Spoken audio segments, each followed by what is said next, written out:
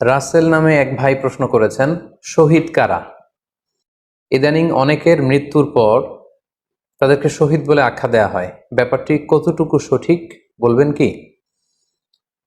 প্রিয় ভাই, রাসেলের উত্তরে আমরা বলতে চাই যে এ পৃথিবীতে আল্লাহর দ্বীনকে বাস্তবায়ন করতে যে অথবা বিজয়ী করতে যে কাফেরদের বিরুদ্ধে সশস্ত্র সংগ্রামে যে মুমিন ব্যক্তি নিহত হয় তাকে শহীদ বলে।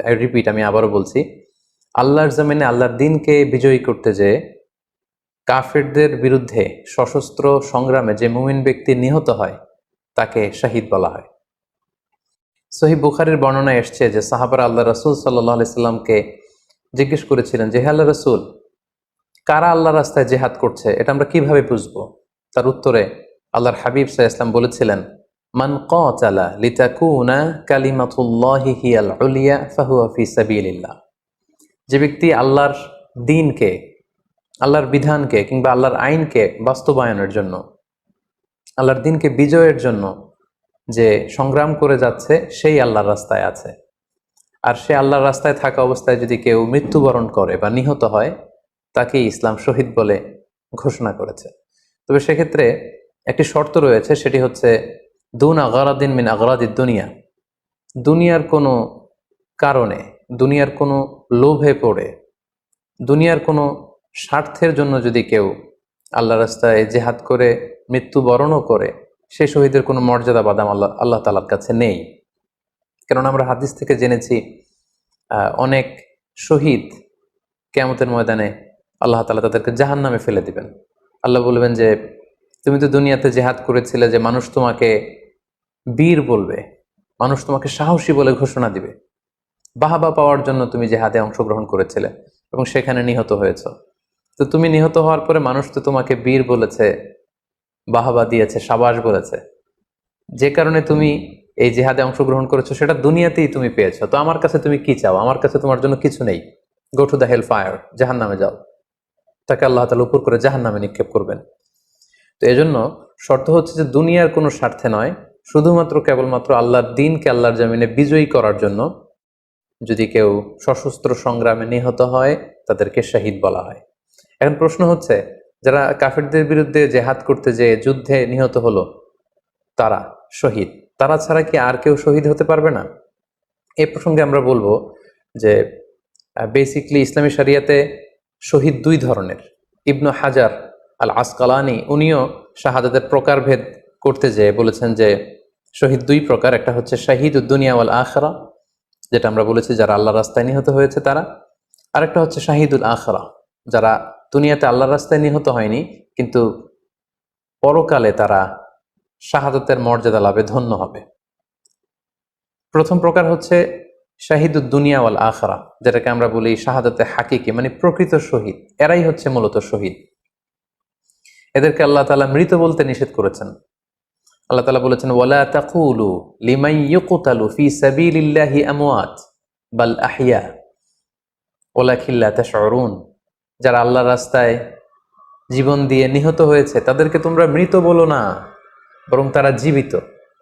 অন্য এক আয়াতে এসেছে, বাল আহিয়াউন ইনদা রাব্বিহিম ইউরযাকুন, তারা জীবিত এবং আল্লাহর কাছে তারা রিজিক প্রাপ্ত, আল্লাহ তাআলার পক্ষ থেকে তারা রিজিক প্রাপ্ত।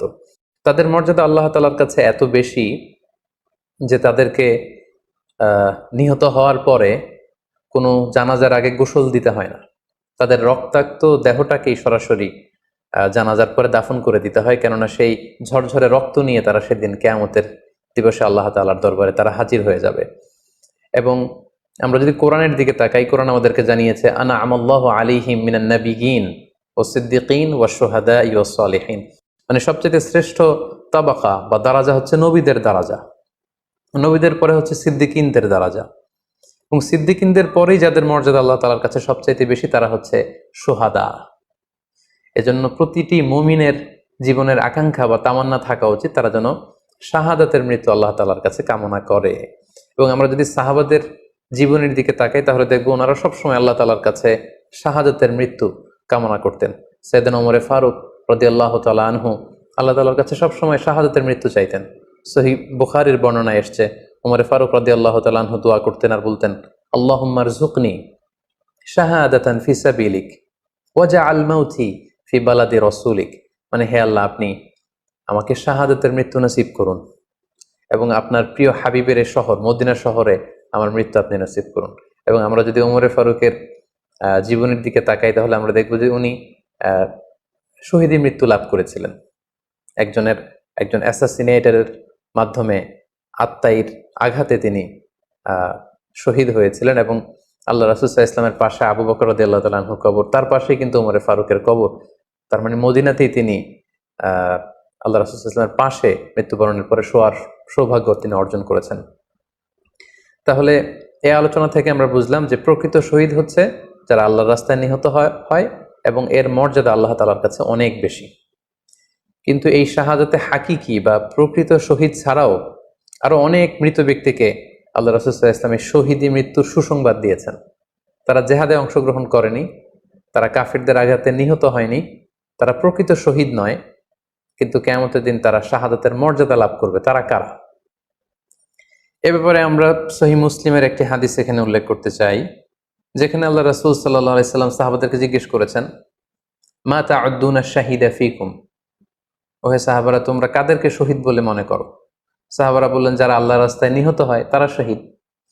তখন আল্লাহ রাসূল সাল্লাল্লাহু আলাইহি ওয়াসাল্লাম বললেন, ইন্না শুহাদা উম্মতি ইদান লাকালিল, এরকম হলে তো আমার উম্মতের মধ্যে শহীদদের সংখ্যা একেবারে কম। যারা জেহাদের সুযোগ পাবে না, জেহাদের ময়দানে কাফিরদের বিরুদ্ধে সশস্ত্র সংগ্রাম করে যারা নিহত হওয়ার সুযোগ পাবে না, তাহলে তো তারা শহীদ হতে পারবে না।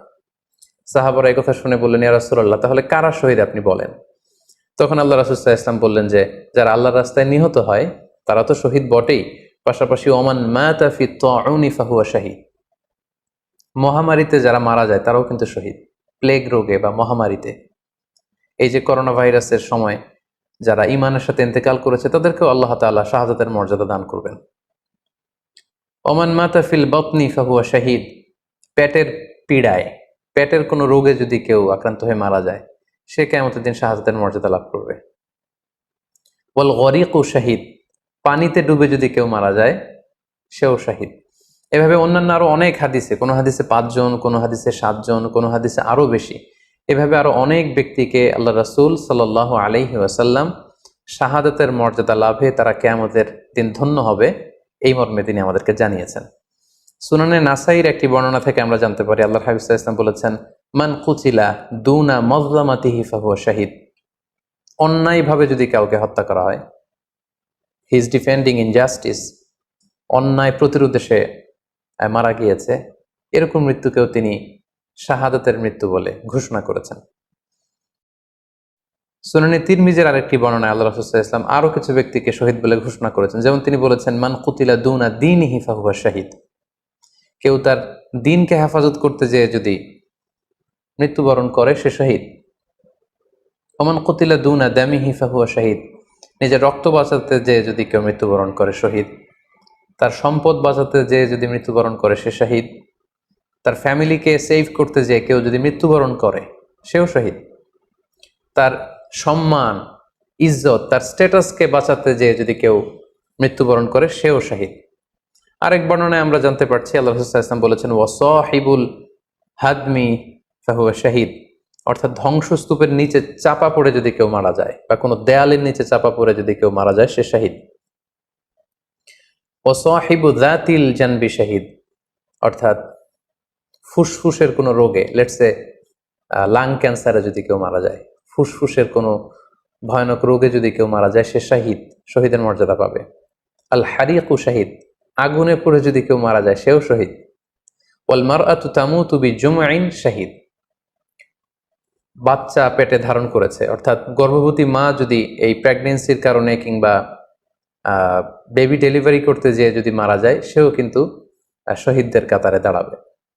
এভাবে আমরা বিভিন্ন হাদিসের আলোকে এবং আল্লাহ রাসূল সাল্লাল্লাহু আলাইহি ওয়াসাল্লামের সুসংবাদ বাণীর আলোকে আমরা বুঝতে পারি যে আল্লাহর রাস্তায় যারা জেহাদ করে আল্লাহর দ্বীনকে বিজয়ী করতে যে মৃত্যুবরণ করেছে তারা হচ্ছে প্রকৃত শহীদ। তাদের মর্যাদা আল্লাহ তাআলার দরবারে অনেক অনেক বেশি। কিন্তু এই শহীদ ছাড়াও আরো অনেক ধরনের মৃত্যুকে আল্লাহর হাবিব সাল্লাল্লাহু আলাইহি ওয়াসাল্লাম শাহাদাতের মৃত্যুর সাথে ঘোষণা করেছেন। সো যারা জেহাদে মারা গেল তারাই শহীদ, বাকিদেরকে শহীদ বলা যাবে না, এই কথাটি ঠিক নয়। বরং আল্লাহ রাসূল সাল্লাল্লাহু আলাইহি ওয়াসাল্লাম নিজেই চেয়েছেন, তিনি বলেছেন যে তোমরা যদি শুধু এই এক শ্রেণীকে শহীদ বলো তাহলে তো আমার উম্মতের মধ্যে শহীদের সংখ্যা একেবারে কম। আর আমি চাই আমার উম্মতের মধ্যে থেকে অনেক সংখ্যক লোক এই শাহাদাতের দারাজা, এই মর্তবা, এই মর্যাদা লাভ করে ধন্য হোক। তাই আমরা যে কেউ একটি বর্ণনার কথা বললাম, এছাড়াও আরো অনেকগুলো বর্ণনা আছে এই ধরনের মৃত্যু যারা বরণ করেছে, লেটসে পানিতে ডুবে, আগুনে পুড়ে, পেটের পীড়ায়, নিজের সম্পদ বাঁচাতে যে, অন্যায়ের প্রতিরোধ করতে যে, সন্তান ভূমিষ্ঠ করতে যে, এরকম যত ধরনের মৃত্যু রয়েছে এ ধরনের মৃত্যুকে আল্লাহ রাসূল সাল্লাল্লাহু আলাইহি ওয়াসাল্লাম শহীদী মৃত্যু বলেছেন। এবং কিয়ামত দিবসে এই সমস্ত লোকেরাও তারা শাহাদাতের মর্যাদা লাভে ধন্য হবে ইনশাআল্লাহ। আশা করি প্রশ্নের উত্তর আপনি পেয়েছেন।